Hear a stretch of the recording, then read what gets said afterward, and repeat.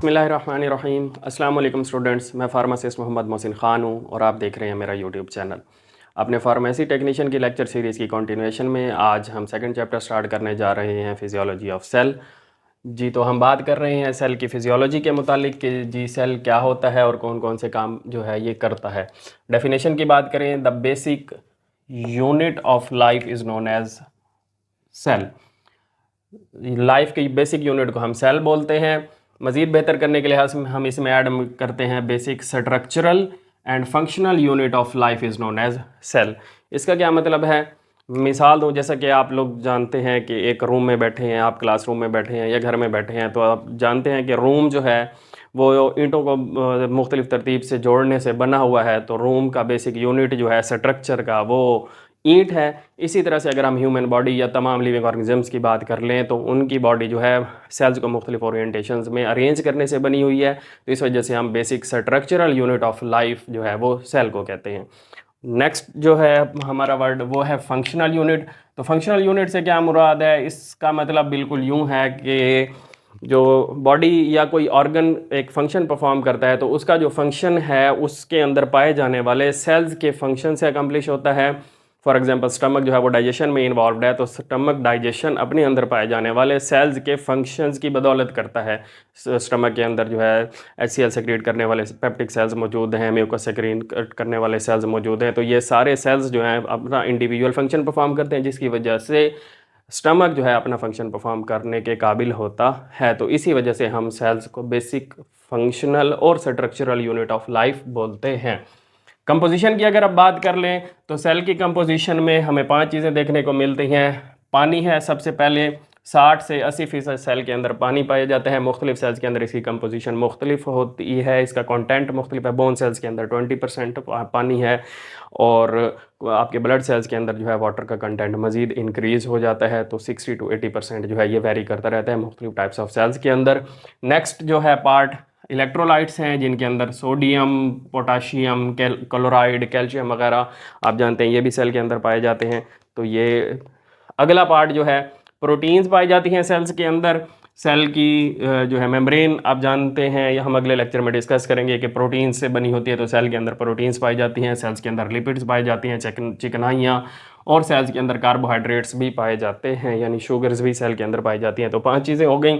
Types की अगर हम बात कर लें तो प्रेजेंस ऑफ न्यूक्लियस की बेस पर न्यूक्लियस मौजूद है या नहीं है, तो सेल को 2 टाइप्स में डिवाइड किया जाता है, prokaryotic cell and eukaryotic cell. Prokaryotic में वर्ड प्रो का मतलब होता है बिफोर और कैरियोटिक कैरियन से निकला हुआ है, जिसका मतलब होता है न्यूक्लियस। तो प्रोकैरियोटिक सेल्स हो गए बिफोर न्यूक्लियस सेल्स। ऐसे सेल्स जो न्यूक्लियस के बनने से पहले थे वो प्रोकैरियोटिक सेल्स कहलाते हैं। इनके अंदर प्रॉपर न्यूक्लियस नहीं होता, मेम्ब्रेनस ऑर्गेनेलीज नहीं पाई जाती। इनकी मिसालों के अंदर बैक्टीरियल सेल्स और वायरल सेल्स हैं, जैसा कि आप यहाँ देख सकते हैं।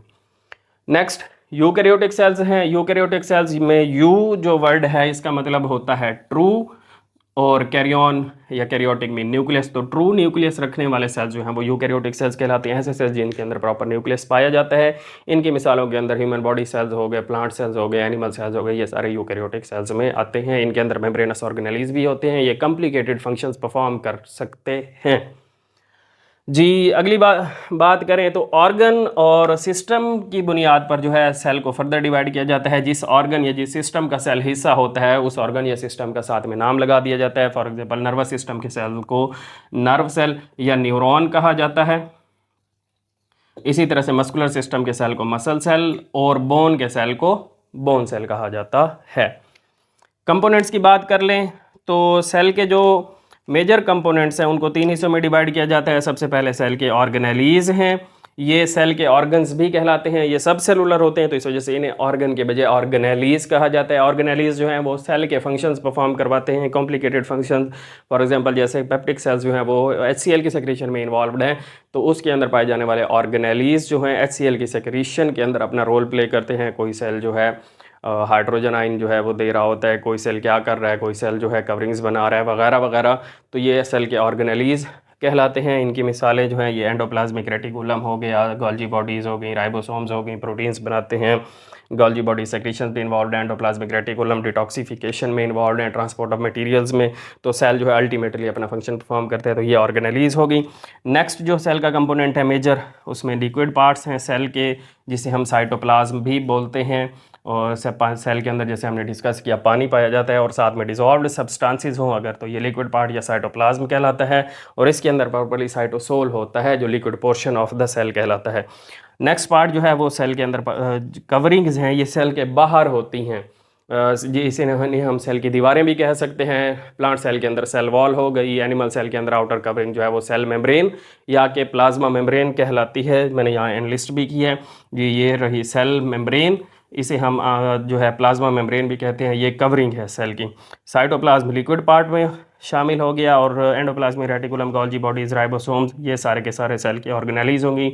और लास्ट में न्यूक्लियस जो है ये सेल का जो है ब्रेन कहलाता है। सेल के तमाम फंक्शन जो भी सेल परफॉर्म कर रहा है, प्रोटीन्स की सिंथेसिस है, मटेरियल्स की डिटॉक्सिफिकेशन है, ट्रांसपोर्ट है, तो सारे के सारे फंक्शन जो है वो न्यूक्लियस कंट्रोल करता है। इसी वजह से हम इसे ब्रेन ऑफ द सेल भी कहते हैं। तो ये थी हमारी जी आज की सेल की डिस्कशन। मिलते हैं अपने नेक्स्ट लेक्चर में, तब तक अपना ख्याल रखिएगा। अल्लाह हाफिज़।